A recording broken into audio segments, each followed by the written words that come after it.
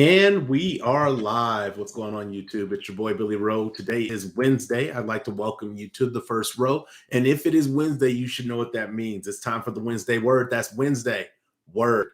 Jumping straight into it. Tonight's topic is change your location. As always, I like to share what I mean by my topics. And so tonight's topic of change your location, what I mean by that topic is how sometimes in life we physically or mentally have to remove ourselves from a space in order to remove the relationships that have access to our life. And the reason this change is important is because really any relationship that is around our life inevitably gets into our life. So tonight I have three tools for you, three tools for the first row that I want to share with you when it comes to changing your location. So let's jump straight into it. The very first tool that I came up with when it came to changing your location was decide if you are where you want to be. And this is a very important tool. I think this is probably like the most important tool that we should probably assess regularly. This is because this tool, again, will determine, by determining this, this will decide what is around you. If where you're at right now is where you want to be, you have the type of relationships that you want, you have the type of energy that you want around you, you're vibing with everybody and everything's going on all cylinders and you're in a healthy mental space, then great. Maybe where you're at right now is where you want to be, and you want to just kind of assess that later on in life. However, if where you're at right now seems kind of encumbered, kind of cluttered, seems a little in disarray, then maybe where you're at is not where you want to be. And again, I want to stress that this can be where you're at physically. Maybe the community that you're living in right now is not the community that you want to be in. I didn't grow up in the safest neighborhood. I mean, it wasn't the worst neighborhood, I think, in the country, but it definitely wasn't the safest neighborhood in the country that I grew up in. And so being in that neighborhood, there were certain things that I had to kind of be aware of my surroundings and the people that were around me and the things that were going on around me. I had to be aware of. And those having to be aware of those things kind of created some stressors on me. I want to say subconsciously, because I wasn't like walking around scared. Oh my gosh, the sky's falling and everything's horrible. But at the same time, I kind of had to be like, hey, that situation kind of looks suspect.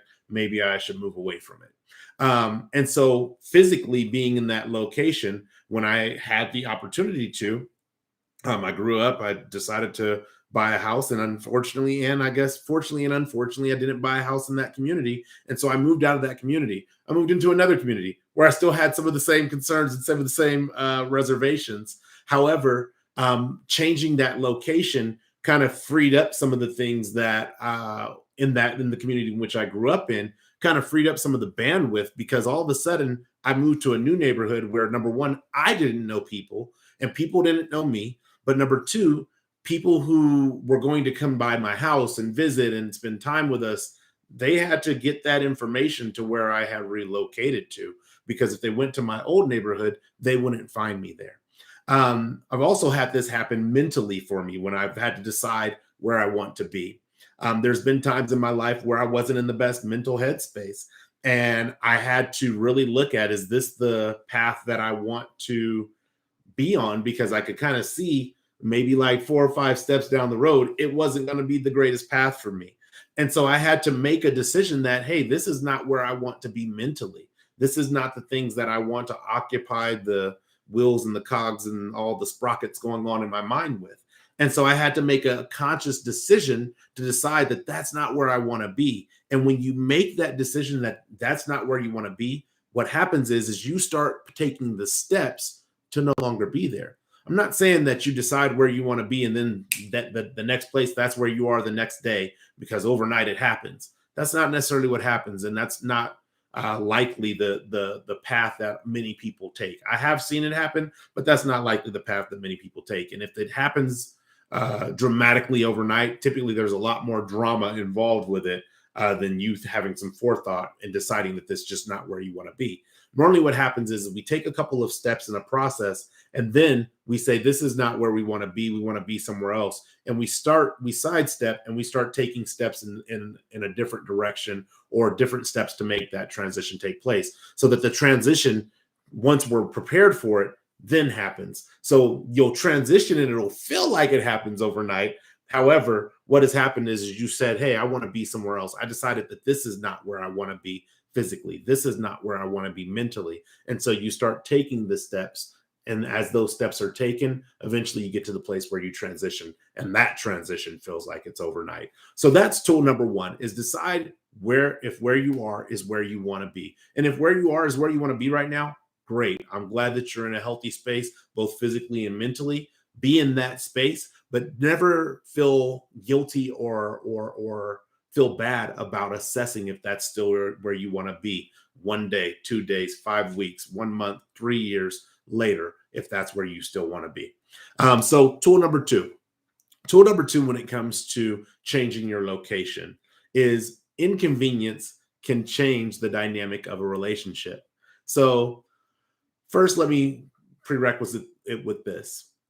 If you have deep relationships, whether they're convenient or not, and by convenience, I'm talking about access to you or access to the relationship, whether that's convenient or not, more than likely is not going to change that relationship because of the depth of the relationship. However, superficial relationships, I would go as far as to say acquaintances, not friends. Those relationships, when things are inconvenient to connect, it will change the dynamic. It can, I won't say will, it can change the dynamic of a relationship. So for myself, I've always thought the word inconvenience was something that was negative. And really, in this aspect, it's not negative or positive. Honestly, what it is inconvenience operates as a filter, and it helps regulate the access in which people have to you. I think now for myself, maybe the past 2 or 3 years, I have been really okay with things being inconvenient for me to connect with people. Where, hey, that's not something I'm willing to make time for. That seems like a really inconvenient comment, or maybe even a selfish comment. But I'm making it inconvenient for people to have access to me because I realize that the time that I have to give to people is finite. I don't have this infinite bucket of time that I'm like, oh, okay, you can have this time, you can have this time. Hey, I was going to give this time to sleep, but you can have this time now. I don't have that. So in order to keep myself in a healthy mental space, in a healthy physical space, I have to be conscious of when I am making it too convenient for people to have access to me and when I am making it inconvenient for people to have access to me. So in this case, inconvenience is a strategy in order to create a filter for access to you. Because again, if we know people who are extra dramatic and always have things going on and always want to call you and vent, I am definitely not saying don't be there for your friends. And I'm not saying that there will not be times that your closest friends don't have this situation going on in their lives. But we have to be willing to access tool number one, decide if this is where we want to be. And if the answer to that question is no, it is up to us to make it an inconvenience to be that person that they're reaching out to, number one, every time there's something that's going on. I used to worry about like if something would happen at home with my kids and be like, oh my gosh, if something happens at home, they need to get in touch with me. And I had to pull myself back from that and say, hey, you know what? If something happens and it's an emergency, they probably should call 911 and have emergency first responders on their way to help with something that even when I get there, I'm not going to be able to help with. And so it wasn't about that I didn't want to help my kids or I don't want to be in the know. It was simply about prioritizing where that information needed to go first. And that information didn't need to come to me first. And sometimes with conversations with people we have relationships with, we need to create that balance or that barrier to say, hey, look, I had somebody reach out to me on Facebook asking me at 3:00 in the morning, hey, can you help me reset my password? I need a friend to do this, that, and the other. And I'm like, that's not a 3:00 in the morning emergency. Now, one of the things that I have done for myself to protect where I want to be mentally is my phone has scheduled do not disturb timers on it to where stuff like that at 3:00 in the morning doesn't ding and wake me up. And now I'm trying to figure out what's the emergency and there isn't one. It also has do not disturb timers on throughout the day or for things that I have scheduled in my calendar, because unless you're a starred contact, there's no emergency that I can foresee that somebody who I don't talk to frequently would need to have interrupted access to me. And I think that's what I really want to leave with this tool, is that there is a difference between giving somebody access to you and giving somebody the ability to interrupt you and have access to you. And I don't think that everybody sits on that ability, um, on that priority list of people who should have the ability to interrupt you to have access to you. And so for me, that's really big. The last thing is that by creating inconvenience, as you shift the dynamics of the relationships, sometimes when you create the inconvenience, what it does when we have relationships that we're close to because of time, not that they're deep relationships, but they're acquaintances that we've known for a long time, or people that have been involved in our life or around our life for a long time, we're reluctant to let those relationships go. And by creating inconvenience, what it does is it helps to dissolve the glue that's holding that relationship together, so that we can get to a space to where we can have at least a choice of whether or not we want to let go and move on from that relationship.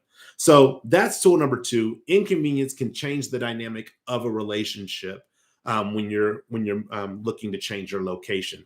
And then the last tool, it's very interesting, is changing your location helps things stand out. This is the third tool for the first row, and this is the reason why I put this as tool number 3.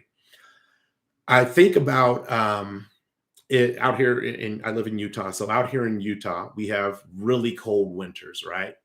And we have pretty warm summers.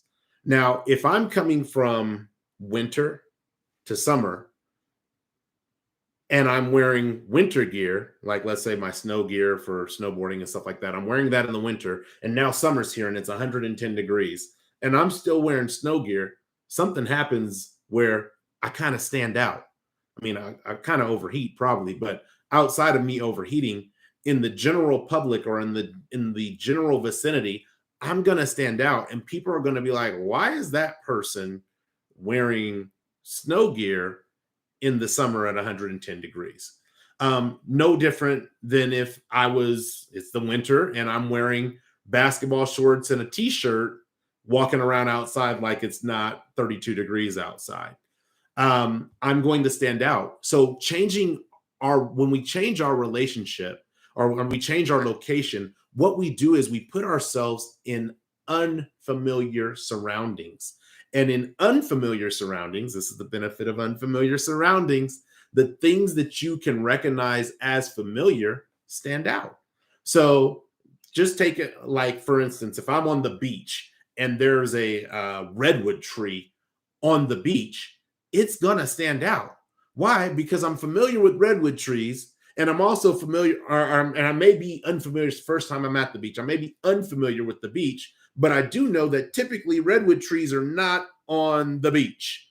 And so something familiar, a relationship, a location, a behavior, a mentality, will stand out more predominantly in unfamiliar surroundings. And it's interesting because the mental impact that relationships have on our lives. I grew up again a rough neighborhood. I don't want to call it a tough neighborhood, a rough neighborhood. When I'm in other neighborhoods that are also rough neighborhoods, there are certain behaviors that are familiar to me from the neighborhood that I grew up in. And when I see those behaviors, I'm like, it's time to go, or that's not the area I want to be around, or that's not the crowd that I want to be around. It allows you to identify the things that stand out. Also, on the other side of that, when you're in unfamiliar environments, you also see the things that you don't know of. And so, like when I first moved here to Utah, the mountains, they felt very I don't know how to describe it. They felt like they were fake, because I would be driving and I'd see like this beautiful mountain landscape like 15 minutes ahead of me. And it was just like, wow, I'm just not used to seeing mountains so close and so in like HD, we'll call it. And so the mountains stood out. And to me, that was like, this is what's different about my environment. Now, here's the kicker for me. Both the areas that I lived in were in a valley. One valley was 50 feet above sea level. This valley is 4,400 or so feet above sea level. And so then I started seeing things like snow, ice on the road. And in changing your location, as things begin to stand out, the unfamiliar things begin to stand out. What happens is we start to learn and grow in that unfamiliar space. So imagine when you're changing the location mentally and hey, this is really hard or this is really difficult because everything's unfamiliar. But as you become familiar with it, you begin to learn and grow. And now that mentality that you decided to change locations to, you're now ready to make that transition because you've taken the time to learn the unfamiliar. The last thing I want to leave you with is this, is that as we change locations, one of the things that I am finding is what stands out is the relationships that adapt and overcome the changes. Again, the people that are around you are in some way, shape, or form going to, we're going to say, seep into or influence who you are. They don't necessarily make who you are, but they do have some influence on who you are, because there's no way you can be around people who are shouting negative things 24/7 and then have a peachy rosy perspective on life and the world. And so we have friends that come out here every July and they bring their entire family comes to visit, and that has deepened our relationship. Again, inconvenience can be a filter, but when you change locations, what you're also going to find out is the people who really want to connect with you, the people who really want to invest with you, that want to build with you, that want to have fellowship with you, those people are not going to allow the inconvenience or the unfamiliar surroundings, whether it's mentally or physically, chase them away. So with that, let's go over really quick. That's what I have for you guys, but let's go over really quick what the three tools are for the first row when it comes to changing your location. The tool number one is decide if you are where you want to be. That doesn't matter whether it's physically or mentally. Make that decision, and if you are where you want to be, assess it on a frequent enough basis to where if you do find you don't want to be there anymore, you can start taking the steps to make the transition. Tool number two is inconvenience can change the dynamic of a relationship. Make yourself less accessible. It's okay to make yourself less accessible. Use that inconvenience as a filter to really solidify the relationships and the people who want to be involved in your life because they truly want to be there, not because it's convenient to be there. And then tool number three is changing your location helps things stand out. That's good or bad things, familiar or unfamiliar things, depending on the perspective you're looking at it from. So as always with the Wednesday word, I like to share a personal story of what got me thinking about this particular topic, change your location. And so what really got me thinking about it was my move to Utah 4 years ago. And there were a couple of things that took place with that transition. The first thing is I moved to Utah and it was like, yeah, this isn't home. This is just where I'm at for now. Eventually I'll be gone, maybe in a year. And I really never settled into Utah because I just felt like, hey, I'm going to be up and I'm going to be moving. I just got to stay agile. But I was given some great advice. And the advice was to stop treating Utah like it wasn't home. And in that advice is when I decided that physically, Utah is where I wanted to be. And by making that decision, all of a sudden, when I would go home to visit in California, I became really intentional about who I spent time with, what I made time for, what I didn't make time for. Because when you perceive where you're going to be home, it's like, I got to keep spinning these plates and fostering these relationships that are super important. And I got to continue to make myself conveniently accessible. But when you shift and you say, okay, well, this is where I'm coming to visit and where I'm going back to when I leave here is home. What happened is my perspective on my visit shifted. Now I'm very intentional. I'm very scheduled on when I'm going to California to visit, who I'm going to see, who I will spend time with, what objectives I am seeking to achieve. I'm very specific because now I'm not going back to a place that I have intentions on going to live again. I'm going back to a place to visit. And when you're going to a place to visit, you realize that not only is time finite, it's not even this much. It's about this much time that you have to make the most impactful visits that you can possibly make. I also began to realize that California was influencing me when I was there, was influencing me to become a person that I was not interested in becoming. And so when I finally let go of California being home, it's definitely where I grew up at. It's definitely my origin. Definitely, I'll always have a heart in California. But when I finally let go of that mentality and accepted that, hey, there were some things about me and the person I was becoming that I did not like. There were some things I was becoming that I did like, but I carried those things with me into Utah. But there were some things about me, whether it was keeping up with the Joneses or just kind of being grumpy at times in California because of people who had access to me. um, I didn't like that person that I was becoming. And so I made that decision to change my location, both mentally and physically. And I can tell you 4 years later, now when people are like, hey, I want to spend time with you when you come out to California, I can simply say, yeah, no, I'm not doing that on this trip. That's not something that I want to do. And I'm very clear and concise on the things that I want to do and the things that I don't want to do. And the things that I don't want to do, guess what? I don't do them. And that inconvenience filter has shifted who I am. It has shifted the relationships and the depth of the relationships that I do continue to have. But it's also shown me or allowed to stand out in this unfamiliar, that once was unfamiliar surroundings of Utah. Who's willing to really put forth that extra effort to continue to build and continue to come out? Like, I've had people come out and visit in Utah, and it's like every time they come, it's super heartwarming to see that our friendship, our relationship is strong enough to where being over 2 states didn't keep you from coming to visit me. And those are the people that I'm investing back in when I'm going to California to visit. So that's what I got for you guys today. I really appreciate you guys sitting in on the first row. This is the first pre-recorded first row Wednesday word. I hope you have enjoyed it. Our next upcoming show will be Wednesday, January 19th, 2022 at 6:30 p.m. Pacific Standard Time. That topic will be gossip's reflection. Woo! I can't wait to do that one. I have a couple of weeks before I have to do it because this is pre-recorded, but I can't wait to do that one. And I hope you guys sit in on that and really enjoy that show.